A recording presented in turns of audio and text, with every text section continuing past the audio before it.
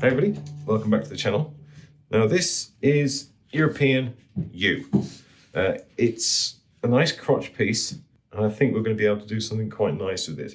Now one thing we always have to be aware when we're turning YEW is that it is a poisonous plant. The leaves, berries and bark are known to have very, very high levels of toxin alkaloids in them, which can do very, very bad things to the heart. Now, I was reading some posts online the other day and somebody was talking about that the wood's fine, it's just in the bark. But a study by Kew Gardens, their scientists there, analysed some wine that had been kept in a yew cask and it had very high levels of this toxin alkaloids in there. So we can't presume that the wood isn't safe. So with that in mind, I'm going to be using a slightly better protection this time. Well, a lot better protection. And I'm going to be upgrading to the PowerCap Infinity. This will give me the same protection as the dust mask I use by JSP. It's rated to filter out 99.5% of all air particles. So that's what we're going to be using. I can talk a little bit more about that later on, but first of all, let's get this ready for turning. Okay, we have a couple of problems. We've got a couple of cracks I can see, but they don't seem to go very far on that piece. Here, we've got a lot of damage to the wood, which looks like this branch here has had some wind damage or it's been broken off and it's caused some structural damage around there. So I may need to take that piece away. The rest of it is generally okay. So I'm gonna get this onto the bandsaw, cut away a couple of the bad pieces, and then split this in half because I'd like to try and make two pieces out of this.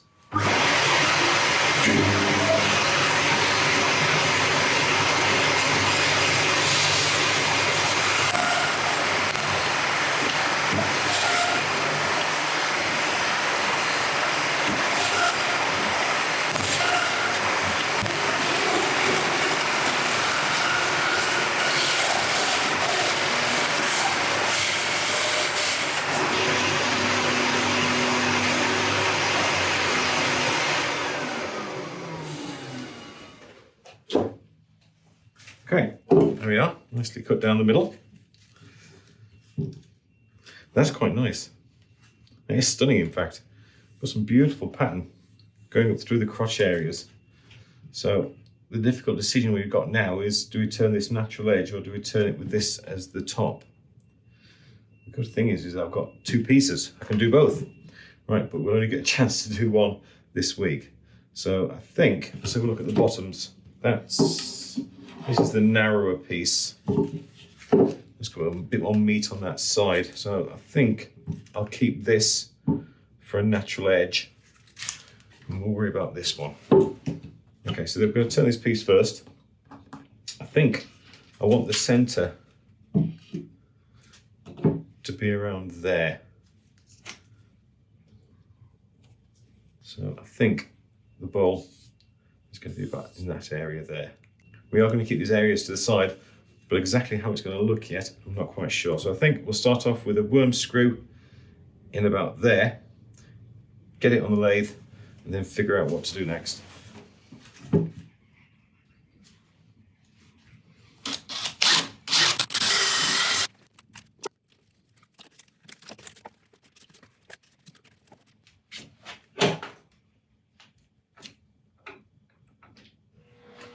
Okay, I'm sharpened up. We're using tailstock support at the start for safety. I think the first points of interest is to try and get some of this weight out of this bit. It's fairly well balanced. We can start turning at about 550 RPM, but when we get this big weight out of here, then hopefully we can start to pick it up. Once we've done that, then we'll start to clear some area around here and see where we can fit a bowl in.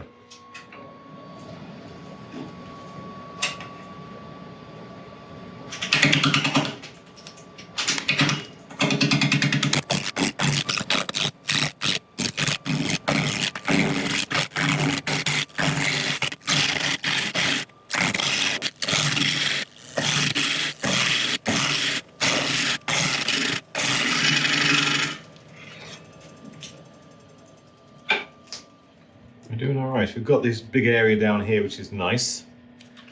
We're starting to find our way into a bowl here. There's a great big dip there, unfortunately, which may hinder us a little bit, but we'll figure out, I'm sure. Just try and take out some of the bigger bits of bark. Right, next steps, carrying on doing the same. I don't think we're going to have, we'll have a small protrusion on the top for the bowl, but I think we need as much of this wood as we can get hold of, so we're going to be taking this up as far as we can to this top area. I think a few challenges are ahead.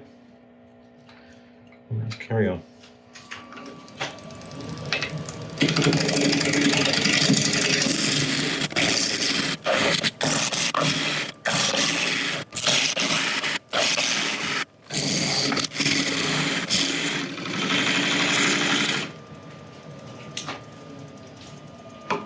Okay, so the grain is looking absolutely amazing.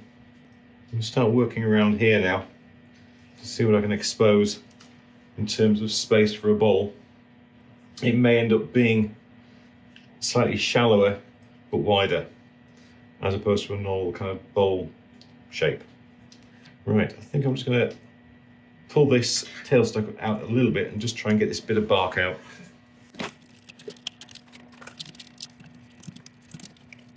Okay, I'm just going to quickly flatten off this little area here and then bring the tailstock back up so it's got a nice flat place to sit.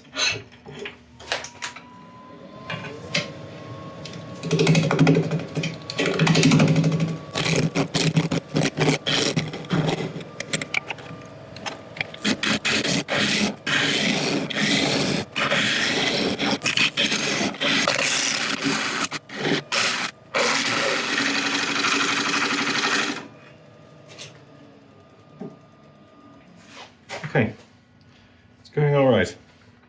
We still have these two dips in here, which may be there to the end, but I'll see if I can get rid of them a bit. I've just taken this edge up a little bit further to see how much of this wood we can release for our bowl. I can probably still go a tad further. We need about between 1/4 and 1/8 of an inch for the wing itself. It's too thick at the moment. I'm just wondering how much wood we need below it as opposed to how much wood we use above it. So it's probably going to sit in the middle there somewhere. But apart from that, I think we're doing okay. I'm just going to go and sharpen up again and then we'll continue.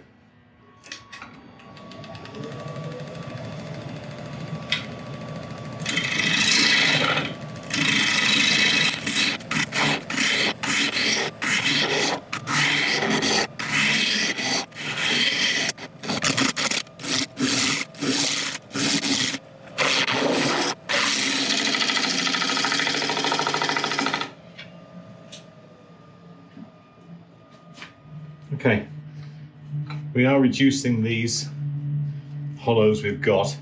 Still going to go a little bit further. I've also just taken this wing down a fraction. I think the rest of it I'll leave to turn away from above. So I'm just going to clean up this line between here, between the bowl and the rim, and then just take this in a little bit further because I need to start creating a foot for this. And at the moment, that's kind of getting in the way.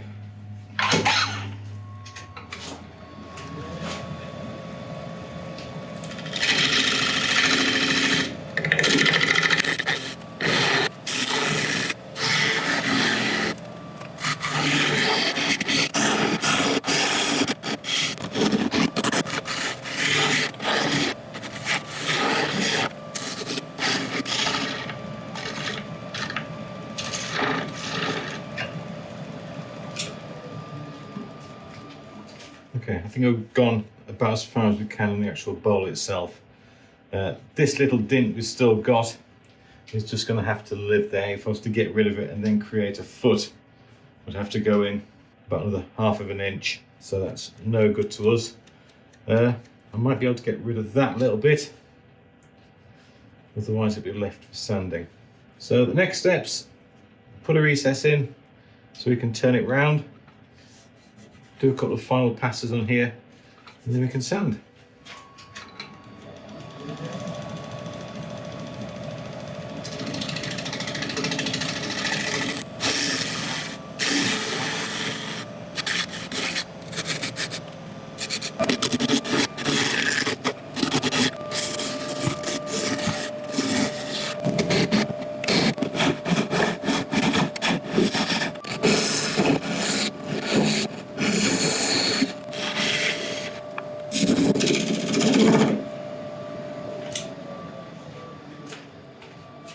Okay, that all looks pretty good. Right, I'm going to set up for sanding. I'll let you watch a bit of it, and I shall bring you back at the end.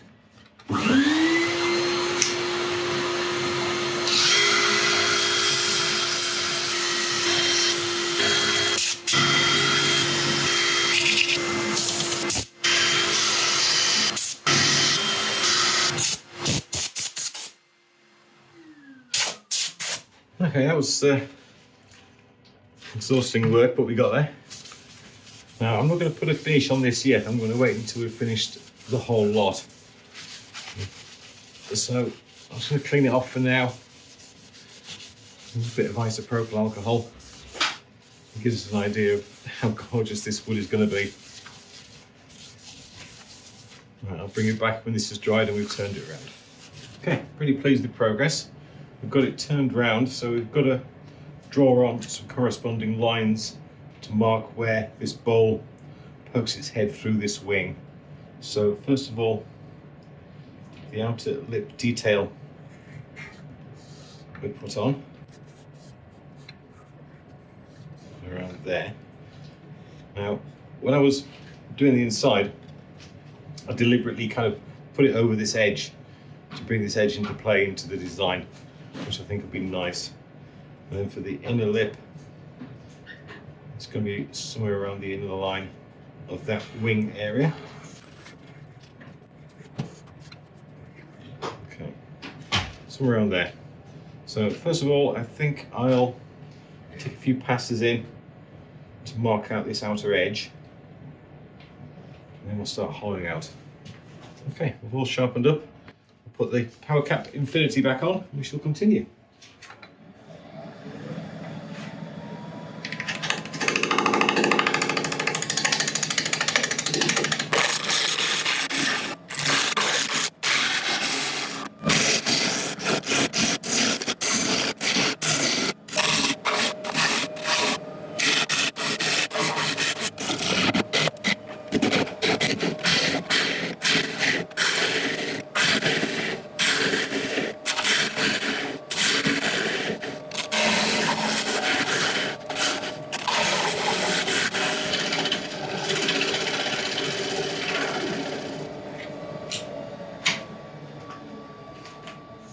Okay, that's come up beautifully. I think we're about there on depth, so that's not a problem. We need to still refine this edge and the wings as well, so I'll do those with a scraper now. And then I'll use the scraper also just to sort out the tool marks in the bottom, and then we shall start sanding.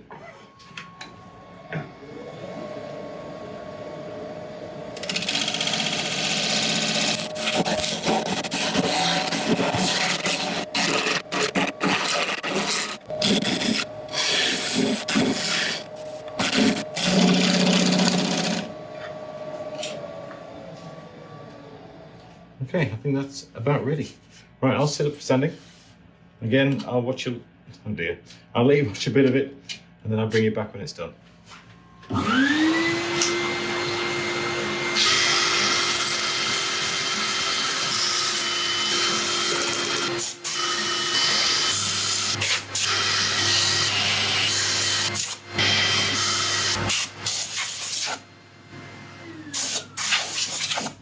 Okay, sanding took a while, but it's all done.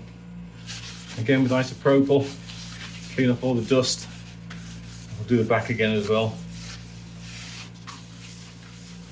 I'm so pleased, once we've hollowed out, we've managed to keep this pattern going all the way through. Sometimes when you go into a bowl and start hollowing out, you can lose the pattern that's on the top, but it's all there and it is glorious. Right, I'm going to clean this off, let it dry. I'll clean up this area a bit, and then we'll set up for putting a finish on. Okay, we're all about ready. Now we're going to use the Danish oil on this because Danish oil is a drying oil, so it's going to produce a hard layer over the top of the yew to try and keep everyone as safe as possible. It's probably a bit of overkill, but you know, it's always better to be safe than sorry. So I'm using Liberons. No particular reason except that it generally dries quicker than normal Danish oil. Danish oil generally dries in about 24 hours. Liberons, you can get a second coat on in about 7 hours. Now, as I say, it's a drying oil, so when you do put it on, please make sure that you do let it dry first before you apply another coat. Otherwise, you'll start to get a sticky surface, and nobody wants that. Right, we'll start with the back. I'm just putting this on with a brush. Now, if you do put it on with a cloth or a rag or something like that, then please make sure you dispose of the rags and cloths carefully, because it does have an exothermic reaction. It'll heat up and it has the potential to catch fire. And fire and wood are generally not great combinations.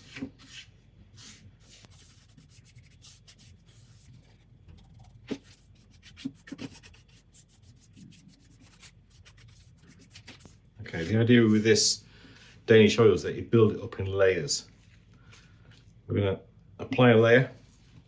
In about 20 minutes, I'm going to come back and rub it off any excess with a paper towel.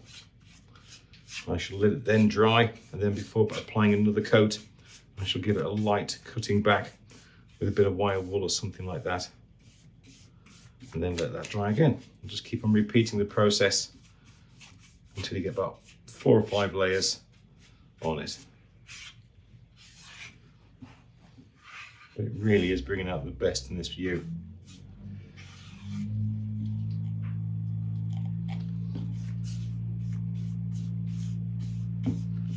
I apologise about the noise in the background. The farm behind me has just had a delivery of feed for the pigs. Oh, look at that.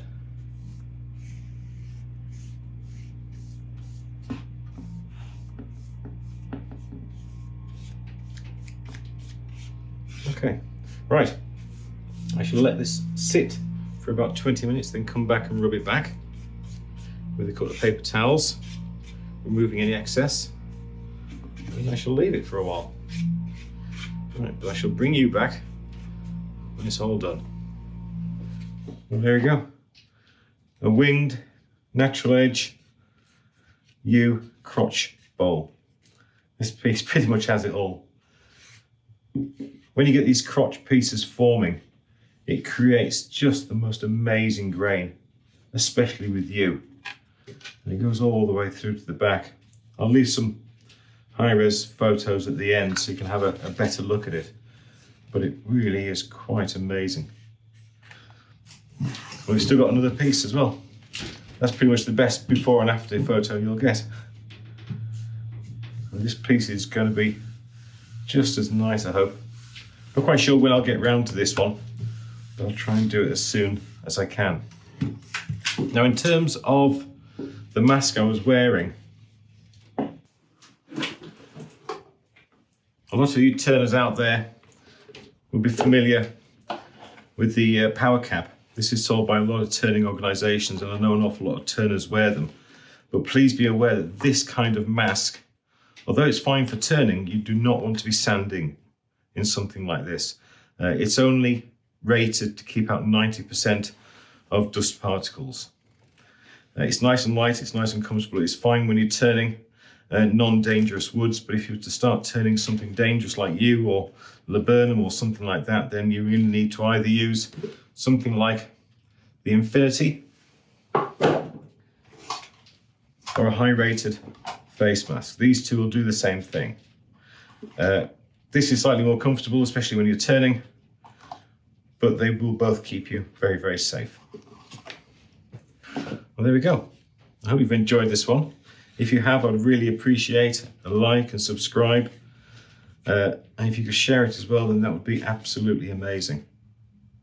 We will be doing a giveaway soon, and to enter that, all you have to do is left a comment in any of the videos since the last giveaway we did. Right, but apart from that, thank you very much indeed for watching, and I'll see you soon. Thank you.